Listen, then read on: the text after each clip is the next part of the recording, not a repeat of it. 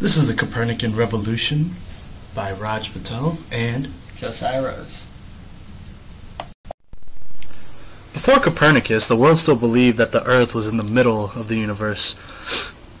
If you were to think otherwise, it was treated as heresy, and people were actually killed over that. And there were some out there who believed in a heliocentric universe over a geocentric, but nobody could prove it or have the courage to speak against this geocentric idea.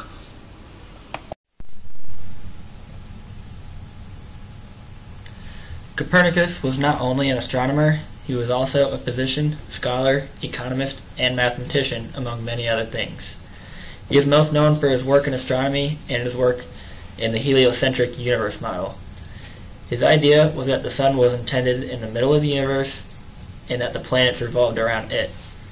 The flaw in his model was that the planets' orbit path were in the shape of perfect circles.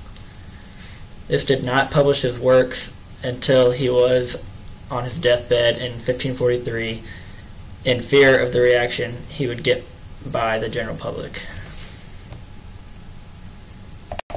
Brahe played a small but very significant role in solidifying the idea of a heliocentric universe. He actually got started after he witnessed a supernova in his life, which led him to devote his entire life in the study of the stars.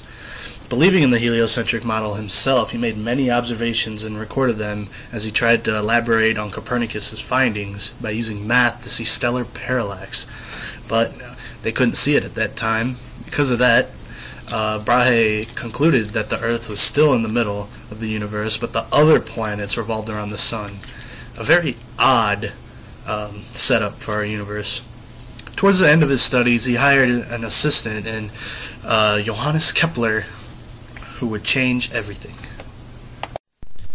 Johannes Kepler was a German astronomer and mathematician who worked for Tycho Brahe. He took Tycho Brahe's findings and expanded on them and elaborated them on his own. Kepler believed that the sun was in the center of the universe as well, but kept having issues with mapping the orbits of other planets. Each time he found that there was about an 8 arc-second discrepancy, and this led to the idea that the planet's orbits were ellipses instead of perfect circles. Kepler took all of his observations and came and created 3 laws that believed ruled the universe. The first law states that the path of the planets around the sun is elliptical in shape. The second law says an imaginary line drawn from the center of the sun to the center of the planet would sweep out equal areas in equal intervals of time. And the third law, the ratio of the squares of the periods of any 2 planets is equal to the ratio of the cubes of their average distance from the sun. Galileo and Isaac Newton were instrumental in solidifying the heliocentric model.